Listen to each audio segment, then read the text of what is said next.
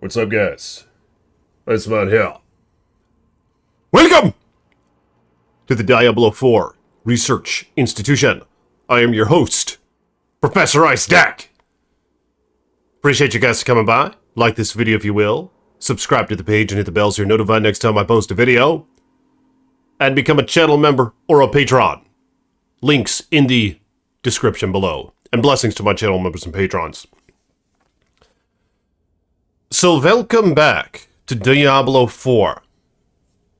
What you have in front of you hither is my Necromancer. And I've made some progress. She is now level 29, and I have access to Golem. I did the Golem quest.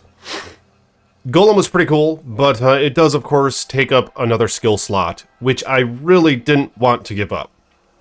So I experimented some with the Golem, and at this point I decided to sacrifice him, the bone one at that, because depending on which one you sacrifice, depends on what stat you get for sacrificing it. And in this case I sacrificed the bone golem, where then you gain 10% increased attack speed, but you lose the ability to summon a golem. Now what I don't know is if my increased attack speed affects my skeleton's increased attack speed. It very well might not. I don't think it does, but that's something that I need to find out.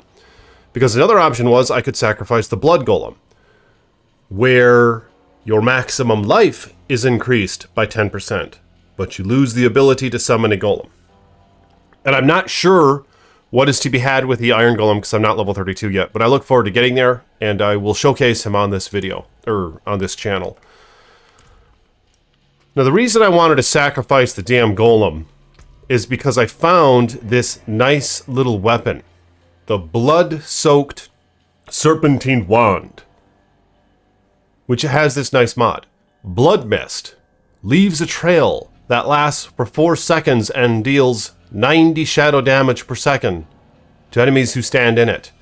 Your movement speed is no longer reduced while Blood Mist is active. So, instead of having the golem here, I decided to have Blood Mist instead. Of course, I could have switched out the curse and still had a golem, but I didn't really want to do that. But I will experiment and see which is most viable. So, I have Blood Mist. It's only level 1. And then I enhanced it with Enhanced Blood Mist. Casting a skill that overpowers reduces the cooldown of Blood Mist by 2 seconds. And then I enhanced it again here with Dreadful Blood Mist, where Blood Mist fortifies you for 0.5% base life each time it hits an enemy.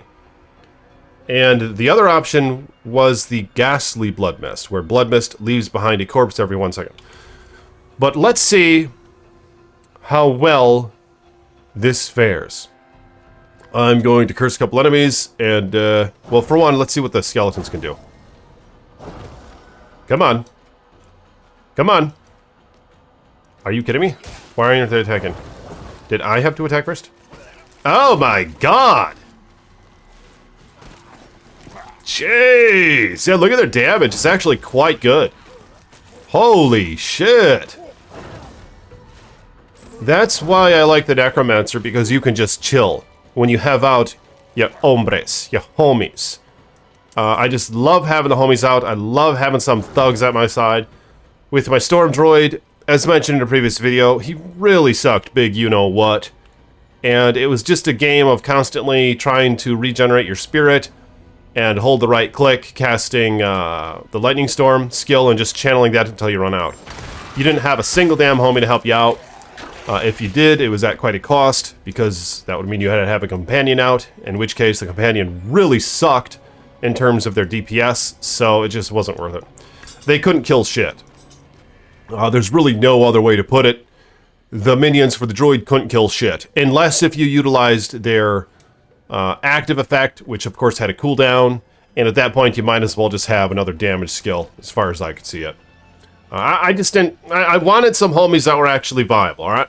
With their passive effect. And I think that's what we get with the skeleton warriors here. Oh my god! Holy shit! And look at the mages. Oh, oh, oh, oh! One went bye-bye. That's fine. One went bye-bye. Look at this. Holy... Oh my god, they freeze up. Hell yeah. They actually freeze them. So let's take a look at the... First off, yeah, let's see what the freezing effect is. So I selected Cold Mage. And at this point, I can only have 3 up at a time. But I know you can find gear to modify that. I feel like in the beta, I found a piece of gear that allowed me to have like 7 out at a time or something. It was crazy.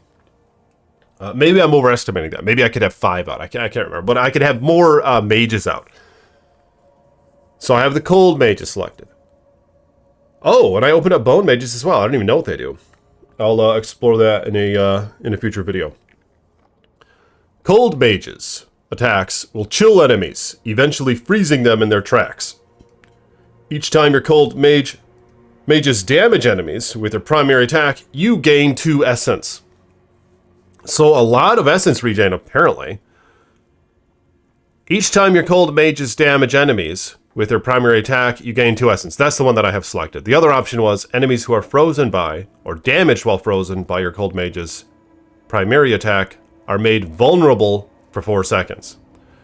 Alright, so I'm going to explore the Shadow Mages as well and the Bone Mages in a future video. But as for the Skeletal Warriors,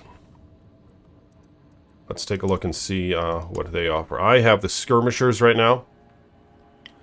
Sword-wielding skeletal minions that deal 30% increased damage, but have 15% reduced life. And then I have the modified right here. You can raise 1 additional Skirmisher Warrior. And the other option would be, each time you critically strike, your Skirmisher's Warrior's next attack critically strikes and deals 50% bonus critical strike damage. Can only happen every 3 seconds. So of course I have this one selected. And they do some nice damage, and I have modified them some with my passives and my skills and stuff. Here's one, for example. Close enemies take 6% more damage from you and deal 9% less damage. That's not really a... here's the synergy for the skeleton mages. Increase the damage and life of your skeletal mages by 60%, because I put 3 points into this. And there's a few other things that I have that are benefiting my minions. I've been trying to prioritize them. Here's one, for example, Inspiring Leader. After you have been healthy for at least 4 seconds, you and your minions gain 4% attack speed. And then right here, Hellbent Commander. Your minions deal 30% increased damage while you are close to them. And I put 3 points into this. Because what I'm trying to be here is a scythe-wielding Necromancer, of course, so I have been getting up in the grill. So let's see how their damage is when I'm actually close to an enemy. Like here's I'm close to them now. Oh my god, it's a lot better. Yeah, I would say it's a lot better. But it has been a good time. It has been a spiritual journey. And I have been collecting much research. Again, what I want to do here is make a viable summon Necromancer. And I think I am on the right path. I haven't been watching any videos, any guides, any of that crap. I'm taking the path less traveled. Let's see what the Blood Mist thing does. Oh my god, look at all the damage. Holy shit. And you are invulnerable for a moment when you cast Blood Mist. While you're in it, you're invulnerable. It's amazing. It's not like the Druid's Earthen Bulwark, where it just fortifies you a lot and absorbs a lot of damage. You're actually invulnerable. It's awesome. Becoming immune for 3 seconds. Let's try it again. See this? And you damage anything that's close to you.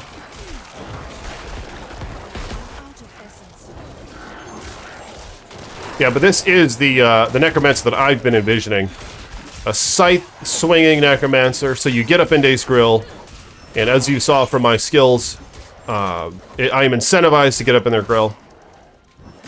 And when I reap shit, I actually reduce some of the damage that I take, and I increase the damage on my minions, so it's a damn good time.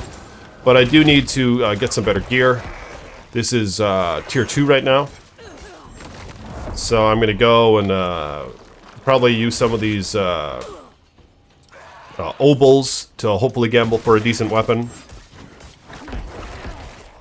And stay tuned for my next video.